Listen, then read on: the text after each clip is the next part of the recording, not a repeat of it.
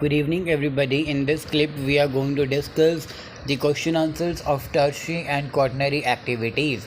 In my previous lecture, I am uploaded the very short question answers of this chapter, and now I am going to upload the explanation of question answers of tertiary and quaternary activities.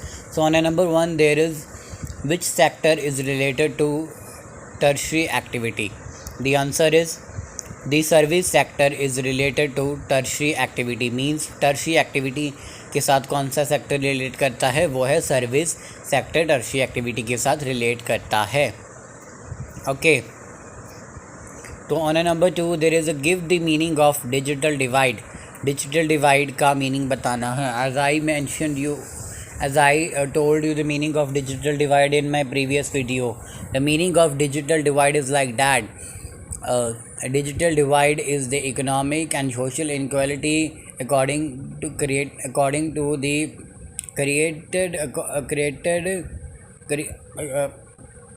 it's simply meaning. digital divide का simply meaning क्या है?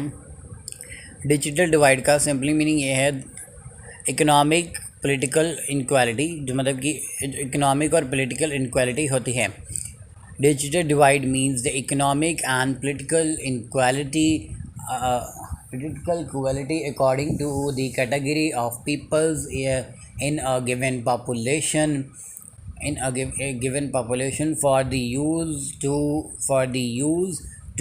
of knowledge and information and communication technologies, means ICT. Okay, ICT means information and communication technologies. Mean digital divide क्या है? Economic और social inequality है, जो क्या है according to the given population से उन्हें कैटेगराइज किया गया है. और उसके बाद जो क्या है इनमें क्या होता है स्पेशल उनके ऊपर मतलब कि ऐसा होता है कि कौन सी नॉलेज और कौन सी इंफॉर्मेशन कौन से पर्सनस ले सकते हैं. ये डिजिटल डिवाइड होता है. Number three, there is the give the meaning of retail trade servicing. Retail trade servicing क्या होती हैं? I am also giving the meaning of retail trade services in my previous video. I am also giving the link of the previous video in this video so that you will be watch the previous lecture also. So the meaning of retail trade is this is the business activity concreted with the sale of goods directly to the consumer. Means कि ये क्या है, एक business activity है जो क्या है जो सीधा जो गुड्स होते हैं वो सीधा कंज्यूमर को बेचती हैं. Street the examples of these activities are handcraft, trucks, door to door services, mail order, telephone, automatic vending machines and internet are the example of non-store retail trading. means कि retail trading का ये examples हैं. move to the question number 4, which is write the name of any two mean of communication. दो mean of communication की name बताने हैं. two mean of communications are TV and radio. TV and radio क्या है? mean and communication है दो. okay. Question number 5 is differentiate between rural market centers and urban market centers. Most important question of this chapter, same as the question number 2 digital divide and question number 3 retail trade servicing meaning. This is the most important question of this chapter, question number 5. So what is question number 5? Question number 5 is rural marketing and urban marketing centers. So rural marketing centre provide facility to near by settlement. Means कि ये उसी उसका urban market में क्या है? Urban marketing centres provide facility to wide services to large areas. Means कि rural market के जो सर्विसेज हैं उनका जो फैसिलिटीज़ हैं वो एक ही मतलब कि नियर बाय सेटलमेंट की होती है, जैसे कि गांव से गांव तक. ठीक है, मतलब कि वो लोग अपने जो मटेरियल होते हैं वो एक गांव से दूसरे गांव बेच दिया, ऐसे तीसरे गांव बेच दिया, तो वो नियर बाय सेटलमेंट होता है. तो अर्बन मार्केट क्या है? वो अपनी फैसिलिटीज़ क्या करते हैं? वाइड सर्विसेज होती हैं तो वो लार्ज एरियाज़ में बेचते हैं. जैसे कि फॉर एग्जांपल इंपोर्ट कर दिए अर्बन चीज़ें. ठीक है, जो अर्बनाइजेशन होती है वो अपनी चीज़ें क्या करती है? बड़े बड़े शहरों में बेचते हैं. ठीक है, जो इंडस्ट्रीज होती हैं बड़ी बड़ी. तो आगे हैं रूरल सेंटर्स आर मोस्टली रिपीडम type, urban centres of specialised services offer specialised services. तो ये जो रूरल सेंटर्स है वो रूडिमेंटरी टाइप होते हैं, मतलब कि अपनी जो सर्विसेज हैं उनमें कोई स्पेशल ऑफ़र नहीं प्रोवाइड करते वो लोग। और अर्बन सेंटर्स में क्या है, वो लोग स्पेशल ऑफ़र्स को, स्पेशल चीज़ों को ऑफ़र भी करते हैं, ठीक है। Point number 3, personal and professional services are undeveloped in rural centres. Means कि क्या है, जो पर्सनल और प्रोफेशनल जो मतलब इसमें जो सर्विसेज में डेवलपमेंट होती है, पर्सनल और प्रोफेशनलाइज्ड डेवलपमेंट होती है, वो यहाँ पे नहीं है रूरल एरियाज़ में, रूरल मार्केटिंग में। Okay, in the urban marketing there are highly developed in urban areas. मतलब कि जो पर्सनल एंड प्रोफेशनल सर्विसेज हैं वो अर्बन मार्केट में ज़्यादा डेवलप्ड हैं। Okay, point number 4 is rural marketing centres act as a local collecting and distributing centres in urban market centres provide services behind cities at national और international levels. Means कि rural market में क्या है, वो क्या करते हैं, लोकल कलेक्टिंग और डिस्ट्रीब्यूशन करते हैं अपने सेंटर्स को रूरल सेंटर्स में ही। वो रूरल सेंटर से बाहर नहीं जाते, रूरल मतलब कि एक गांव से दूसरे गांव तक उन्होंने क्या किया, उन्होंने अपनी चीज़ें को बेचा, डिस्ट्रीब्यूट किया, सेलिंग की उनकी। बट यहाँ पे क्या है, अर्बन मार्केट में वो लोग इंटरनेशनल लेवल पे भी अपनी सेलिंग करते हैं अपनी थिंग्स की। I hope this question will be easily understandable for you. Move to the question number 6, which is differentiate between BPO and KPO. BPO means business processing outsource or KPO means knowledge processing outsource. Okay, this is also most important question of this chapter, as same as the question number 5, question number 3 और question number 2. Okay, question number 5, question number 3 और question number 2 की तरह ये भी most important question है, question number 6. So question number 6 is BPO, business processing outsource, and KPO, knowledge processing outsource. Okay, so point number 1 is it stands for business processing outsource. As I told you, BPO means business processing outsource, और in KPO it stands for knowledge processing outsource. ये knowledge processing outsource पे source को stand करता है। Point number 2, BPO's outsourcing of business activities such as customer care. Means ये क्या करता है, ये कस्टमर केयर का सोर्स प्रोवाइड करता है, कस्टमर केयर की सर्विस प्रोवाइड करता है बिजनेस प्रोसेसिंग आउटसोर्स। और इधर क्या है, नॉलेज वाले में it is information driven knowledge outsource. Means कि ये इंफॉर्मेशन प्रोवाइड करता है। फॉर एग्जांपल कि किसी चीज़ का नॉलेज किसी को प्रोवाइड करना, तो ये नॉलेज प्रोसेसिंग आउटसोर्स हो गया। Point number 3 is the BPO industry involve relatively less high skilled workers as compared to KPO. Means कि KPO में क्या है, BPO में क्या है, वो लोग लेस हाई स्किल्ड लेबर को परचेज करते हैं एज़ कम्पेयर टू KPO में। As I told you, knowledge processing outsource means वहाँ पे हाई स्किल्ड पर्सनस चाहिए as compare to the BPO। मतलब कि BPO में जो पर्सनस चाहिए उन्हें, पर वो लेस हाई स्किल्ड चाहिए, पर KPO में उन्हें मोर हाई स्किल्ड पर्सनस चाहिए जिनके पास बहुत ज़्यादा नॉलेज हो। KPO में they want a proper knowledge person, जिसके पास पूरी प्रॉपर नॉलेज हो उस चीज़ के बारे में। ओके, तो जो अगला पॉइंट है BPO में, BPO enables company to reduce cost and increase efficiency. Means कि वो क्या करती हैं, जो अपनी कंपनीज होती हैं वहाँ पे क्या करती हैं, वो वहाँ पे कुछ कॉस्ट को रिड्यूस करती हैं, ठीक है, और क्या करती हैं, उनकी जो एफिशिएंसीज होती हैं उन्हें इंक्रीज़ करती हैं, ठीक है। KPO enables company to create additional business opportunities. ये क्या करती हैं, जो एडिशनल बिजनेस अपॉर्चुनिटीज़ होती हैं उन्हें क्रिएट करती हैं लोगों के लिए। तो examples of BPO include data processing, accounting service, call centres and customer supports. Means कि अकाउंटिंग का भी इंक्लूडेड है उसमें, डाटा प्रोसेसिंग भी इंक्लूडेड है इन KPO। Example of examples of KPOs include research and development, R&D activities. Okay, means e-learning, business research, intellectual property, IP research, legal, professional, and the banking sector. This was also included.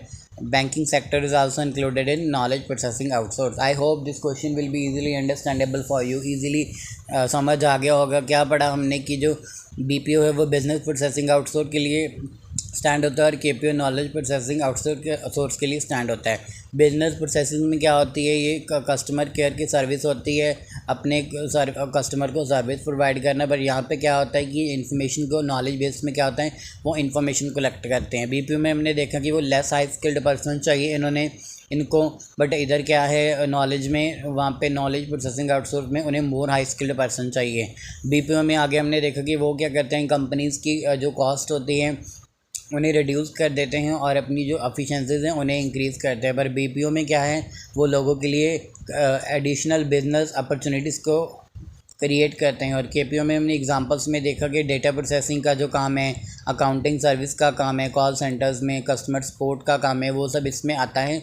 और KPO में क्या आता है, research and development जो है R&D activities हैं वो आती हैं, जैसे कि बिजनेस रिसर्च हो गया, बैंकिंग सेक्टर हो गई और इंटेलेक्चुअल प्रॉपर्टीज़ हो गई, रिसर्च हो गया हमारी, ये सब क्या है हमारे नॉलेज बेस्ड प्रोसेसिंग में आता है। Move to the question number 7 which is how does demand and transport affect tourism?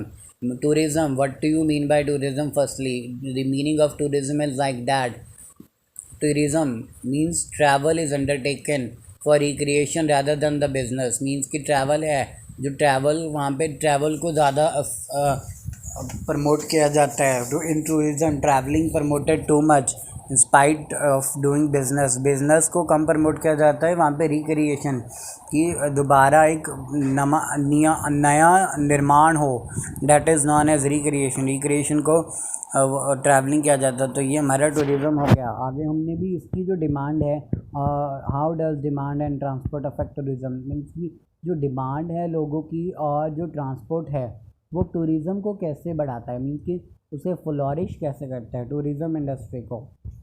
So the answer is like that more significant in recent year has been the expansion in the aircraft.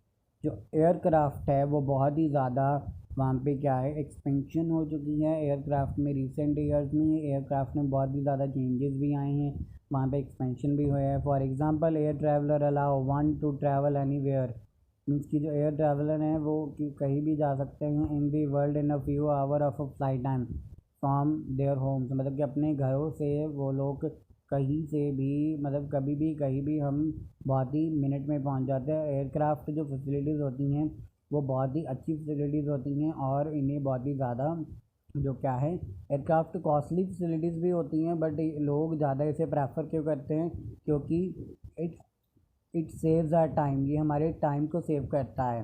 Okay, तो आगे हैं the advantage of package holiday has reduced the cost. Means demand क्या होगी, demand होगी पहले aircraft हो गई, sorry जो ट्रांसपोर्ट फैसिलिटी होगी वो हमारी एयरक्राफ्ट फैसिलिटी हो गई।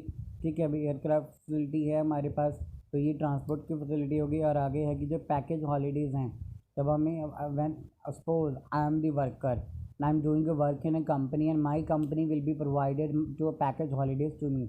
मुझे मेरी कंपनी पैकेज हॉलीडेज़ प्रोवाइड करिए, तो मैं क्या करूँगा, तो डिमांड में फर्स्टली हम लिखेंगे demand for more holidays tour package has increased rapidly due to higher paying capacity. जो डिमांड हॉलीडेज़ हैं पेड हॉलीडेज़ की वो बढ़ रही है। ठीक है, जिसकी वजह से क्या हो रहा है, हायर पेइंग कैपेसिटी हो रही है लोगों को, मतलब कि डिमांड पेइंग हॉलीडेज़ मिल रहे हैं। जब लोग छुट्टी लेते हैं तब उन्हें suppose if a person get sicked, ठीक है, if a person get sick and they take a holidays from their company then but now he is at home but their company will provided a money to him. एक person है, मतलब एक आदमी है, वो क्या है, वो बीमार हो गया, उसने अपनी कंपनी से हॉलीडे ले ली, तो वो अपने घर पे बैठा है। ठीक है, तो उसकी कंपनी क्या कर रही है, उसे पेड हॉलीडेज दे रही है।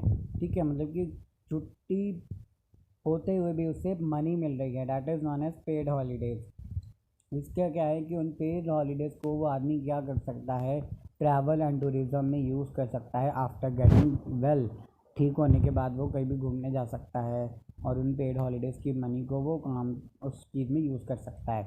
Improvement in standard of living and increasing leisure time, means की स्टैंडर्ड ऑफ लिविंग है जो हमारी वो अप्रूव्ड हो चुकी है और लोग अपने लिए और अपनी फैमिली के लिए फ्री टाइम निकालना शुरू कर चुके हैं।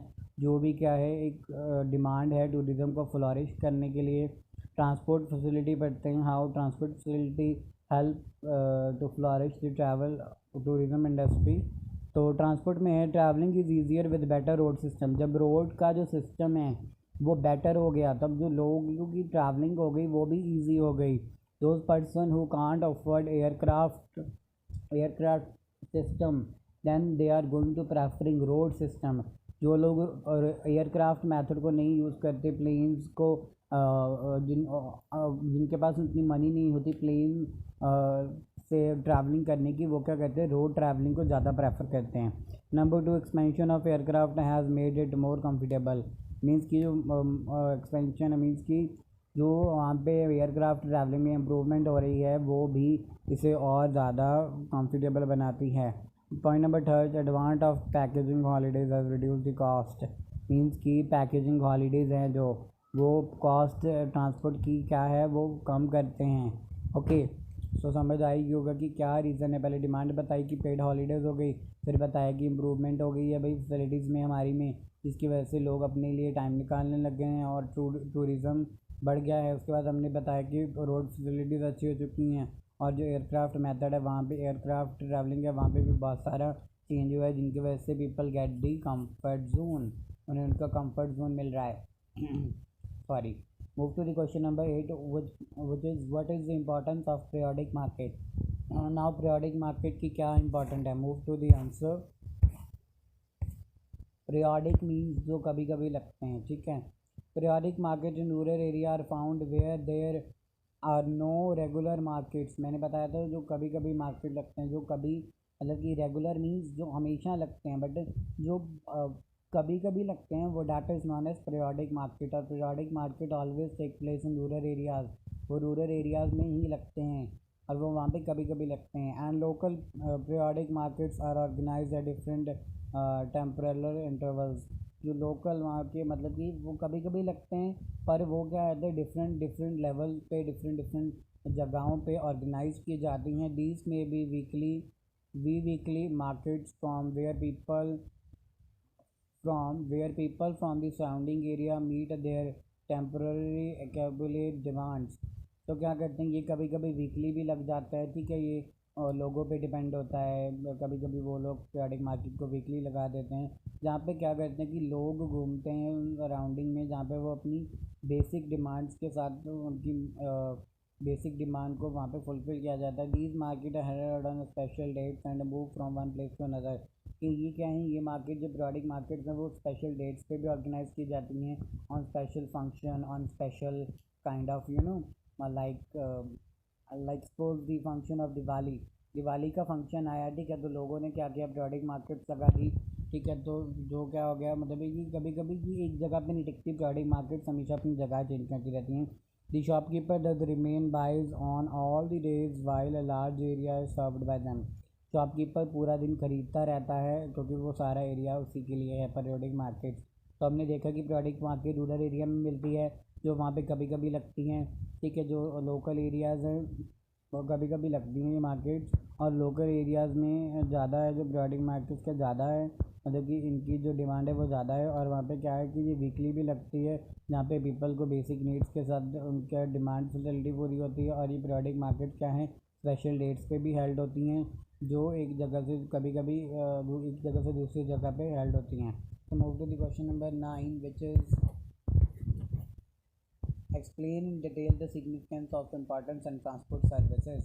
ट्रांसपोर्ट और जो कम्युनिकेशन सर्विसेज हैं वो क्यों इम्पॉर्टेंट है. This question is more important for your geography syllabus of term 2. This question is important in manufacturing secondary activities chapter. This question is important in tertiary and quaternary activities chapter. This question is also important in the chapter of transport and communication of both books, from book number 1 or from book number 2. This question is the most important. So now we will discuss what is the question 9. Okay, so question 9 is importance of transport. Firstly we are going to discuss the importance of transport. क्या importance है transport की. Importance होगी कि वो एक जगह से जो बल्कि मटेरियल है वो एक जगह से दूसरी जगह लेके जाता है बल्कि मटेरियल को, ठीक है. थ्रू रोड सिस्टम अच्छा होना चाहिए, तो ट्रांसपोर्ट फैसिलिटीज़ अच्छी होंगी. तो point number 1, the transport system help to send raw material, fuel and machinery to different industries at the right time and run the industries okay, means suppose करो आपको एक इंडस्ट्री सेटअप करना है, you want to set up industry, then what things you need, क्या क्या आपको चाहिए, what kind of source you need to set up industry. Firstly you need access of money, access of market, source of energy. Okay, आगे you need the source of labor, and but these all the things you have, but now you don't have a good facility of transport, then how you can carry your bulky material through one place to another. अब अपने सामान को, आपके पास सारा कुछ हो गया ठीक है, बट आपके पास ट्रांसपोर्ट फैसिलिटी नहीं है, तो अब अपने उस बनाए हुए सामान को आगे कैसे लेके जाओगे, आगे तक कैसे पहुँचाओगे. तो importance of transport and communication भी बहुत ज़रूरी है इस चीज़ में. तो ट्रांसपोर्ट क्या करता है, रॉ मटेरियल जो है उसे एक जगह से, रॉ मटेरियल है, फ्यूल है, मशीनरी है, जो हैवी थिंग्स हैं, उसे एक इंडस्ट्री से दूसरी जगह पे ले जाने में हेल्प करता है, जो क्या करता है, हमारी मदद करता है इंडस्ट्रीज़ को बढ़ाने में. Move to the point number 2, which is the transport system help to raise the production of raw material, fuel and machinery sector by providing a market to it. The transport system widens the size of the market due to the selling of commodity in an extensive manner in a large area. It leads to a large scale production. तो क्या है कि ये करता है, जो production होती है रॉ मटेरियल की, फ्यूल की, मशीनरी की, इनकी प्रोडक्शन को बढ़ाता है, मार्केट को एट अ राइट टाइम पे प्रोवाइड करके. आगे क्या है कि ये जो मार्केट से, मतलब कि जब ट्रांसपोर्ट नहीं होगा तो लोगों को फैसिलिटीज़ नहीं मिलेंगी ठीक है, तो ये क्या करता है, लार्ज जो स्केल है उस पर भी ट्रांसपोर्ट हमारी हेल्प करता है अपने मटेरियल को ट्रांसपोर्ट करने के लिए. Point number 3 is the transport system is regarded as a strong pillar to protect the people from the difficulties of war, natural climate and other problems. Transport of military equipment, soldiers and warheads are possible only through a developed transport system during the war. Means क्या कहता है, transport facility, suppose like the war occur in any area, like suppose the accident happens on a road, accident हो गया road पे ठीक है, तो a lot of people get injured. Okay, the accident happened on a road and lot of people get injured, then somebody called to the ambulance, and there is a too much the hospital is too much far away from the incident spot, and then how can ambulance reach if the transport facility is not good. Suppose accident हो गया road पे ठीक है, accident हो गया road पे किसी का, touch wood it never happened with anybody, किसके साथ ये ना हो, that is only example. Road पे एक्सीडेंट हो गया किसी का ठीक है, और एक्सीडेंट हो गया तो वहाँ पे लोगों को क्या हुआ, इंजरी हो गई बहुत ज़्यादा, तो वहाँ पे किसी ने फ़ोन किया कि एम्बुलेंस भेजो ठीक है, तो हॉस्पिटल वहाँ पे जो एक्सीडेंट स्पॉट है वहाँ से बहुत दूर है, देन एम्बुलेंस यहाँ पे मतलब दूर है, और इसके बीच में क्या है, रोड फैसिलिटीज़ बहुत ख़राब है, तो एम्बुलेंस को वहाँ पे जो एक्सीडेंट स्पॉट है वहाँ पे आने पे बहुत टाइम लगेगा. अगर रोड फैसिलिटीज़ अच्छी हों, if road facilities are in good condition, then ambulance doesn't take too much time. अगर रोड फैसिलिटी अच्छी हो तो एम्बुलेंस ज़्यादा समय नहीं लेंगी. अगर रोड फैसिलिटीज़ अच्छी नहीं होगी तो एम्बुलेंस कैसे आएगी भाई प्रॉपर टाइम पे. तो ये चीज़, this thing is mentioned in point number 3. तो ये चीज़ पॉइंट नंबर 3 में मेंशन किया गया. अगर ट्रांसपोर्ट फैसिलिटी अच्छी नहीं होगी तो भाई जो है हमें जो डिफ़िकल्टीज़ होती हैं हमारे लिए, जैसे कि क्लाइमेट चेंज आ गया, तो हम कैसे बचेंगे उससे. अगर हमारी ट्रांसपोर्ट फैसिलिटीज़ अच्छी होंगी तो हम अपने क्लाइमेट चेंज से बचेंगे. और दिस क्वेश्चन में मिलिट्री का भी बहुत इंपॉर्टेंट है. अगर सपोज वॉर हो रही है वहाँ पे, भाई वॉर के पास क्या हो गया, उनके पास फूड ख़त्म हो गया, वेपन्स ख़त्म हो गए, then transport facility, then road facility will be help them to meet the weapons and to meet the food services. तो वेपन की सर्विस और फूड सर्विसेज को क्या है, ट्रांसपोर्ट फैसिलिटीज़ मिलिट्री सर्विसेज तक पहुँचाती हैं. Now the importance of communication, this is also a part of question number 9. Transport हमने डिस्कस कर लिया है, अब हम कम्युनिकेशन के बारे में पढ़ते हैं कि कम्युनिकेशन क्यों इंपॉर्टेंट है. Communication is the medium for sending information and news.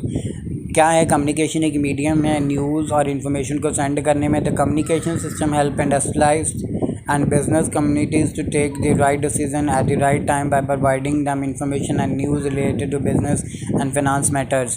तो क्या करता है कम्युनिकेशन, इंडस्ट्रीज़ और बिज़नेस को हेल्प करता है उन्हें बचाने में, राइट टाइम पे राइट डिसीज़न लेने में, क्योंकि जो कम्युनिकेशन है उसके थ्रू उन्हें क्या होता है कि इंफॉर्मेशन मिलती है, न्यूज़ मिलती है उनके बिज़नेस और फिनांस मैटर के बारे में, जो भी गवर्नमेंट की ओर से पॉलिसीज़ ली गई हैं रिगार्डिंग द बिज़नेस और रिगार्डिंग द फिनेंशियल मैटर्स। तो ये हेल्प करता है हमारी communication system facility economic development by sending information. क्या करता है कि इकोनॉमिक की जो डेवलपमेंट होती है वो भी कम्युनिकेशन के साथ ही होती है। डेवलप्ड होता है जब हमारा कम्युनिकेशन सिस्टम, तो हमारी इकोनॉमिकल डेवलपमेंट भी होती है to connect ourselves with another countries. Okay, it is possible to change the outlook and style of living of the people according to the change condition of the world। Changing, जब हमारे पास communication होगी तब हम अपनी जो मतलब की condition है लोगों की वो भी इम्प्रूव कर पाएंगे with the changing world. Society change होती है डिफरेंट वे से, तो लोगों की जो कम्युनिकेशन मेथड होता है वो उन्हें चेंज करता है। तो ये भी लिविंग स्टैंडर्ड में भी बहुत ज़्यादा हेल्प करता है communication changing of in living standard. Question number 10, which is the last question of this tertiary and activity chapter. Define the term trade। Trade क्या है? State 4 characteristics of rural marketing। Okay, now I am going to mention the trade. Trade, term trade means buying and selling of things, means कि चीज़ों को बेचना और चीज़ों को खरीदना क्या है, वो ट्रेड कहलाता है। So trade is like maybe in my sense trade is a two type, trade having two types, which is wholesale trade और retail trade। okay, so अगर आपको क्वेश्चन आ जाए define the trades and its two types. Okay, means अगर आपको आ जाए कि बताओ भाई ट्रेड क्या है और उसकी दो टाइप्स क्या हैं, तो आप क्या लिखोगे? ट्रेड है हमारा जो कि एक्सचेंज ऑफ बाइंग्स क्या है, थिंग्स। और ट्रेड टू टाइप्स के होते हैं, वो हैं होलसेल ट्रेड और रिटेल ट्रेडिंग। तो आप उनका भी डिफ़ाइन कर दोगे, होलसेल ट्रेड को भी और रिटेल ट्रेडिंग को आप डिफ़ाइन कर दोगे। Okay, now the question is here, define the trade. Trade क्या है और इसके रूरल मार्केटिंग में इसके 4 करैक्टरिस्टिक्स बताने हैं आपको। Move to the answer. Trade is essentially buying and selling of item produced elsewhere। मैंने as I told you buying and selling of items trade as a definition of trade। ठीक है, मैंने आपको बताया कि ट्रेड की क्या डेफिनेशन है, वो मैंने आपको बता दिया क्या है। Buying and selling of things है, कहीं भी और कहीं पे भी चाहे प्रोडक्शन किया जाए हम उसे कहीं पे भी बेच सकते हैं, कहीं से भी खरीद सकते हैं, ये ट्रेड कहलाता है। All the services in retail and wholesale trading और कमर्शियल आर स्पेशली नेटेड for profit. As I told you trade having two types which is retail trade and wholesale trading. तो ये ट्रेड कहलाते हैं जो कमर्शियली हमारे बहुत इंपॉर्टेंट है, हमें प्रॉफिट दिलाते हैं। All these work take place in town and cities also known as trading centres. So town and cities में बहुत ही ज़्यादा इन्हें इम्पॉर्टेंस दी जाती है, इसीलिए टाउन एंड सिटीज़ को ट्रेड सेंटर्स भी कहा जाता है। So characters of rural marketing centres. Now the question is like that, give the 4 characters of rural marketing centers also with the meaning of trade। मतलब कि ट्रेड के मतलब trade का मीनिंग भी बताना है और उसके साथ रूरल मार्केटिंग के 4 करैक्टर्स भी बताने हैं, वो मैंने आपको बता दिया है कि क्या है। अभी 4 characters of rural market, you can also mention these characteristics of rural marketing which is mentioned in the question number 5। Question number 5 का ही बताना है। उसमें हमें बताया कि रूरल मार्केटिंग सेंटर के करैक्टर्स क्या हो सकते हैं कि वो अपनी फैसिलिटी नियर बाय सर्विसेज को देते हैं। उनका जो है रेडीमेड टाइप होता है, मतलब कि वो कोई स्पेशल तरह की ऑफ़र नहीं प्रोवाइड करते रूरल मार्केटिंग। आगे क्या है, जो पर्सनल और प्रोफेशनल सर्विसेज होती हैं वो अनडेवलप्ड होती हैं, और रूरल मार्केट में क्या होता है कि वो अपनी लोकल एरियाज़ में ही अपना सामान को बेचते हैं। I hope this video is going to be resonate to you. if you have query in any question, then please comment me in a comment box, and if you doesn't understand any concept, then you can reverse my video and listen that concept very carefully. In my next clip I am going to uploaded the video regarding long question answer explanation of tertiary and quaternary activities. So God bless you. Don't afraid of your exams. I am always with you.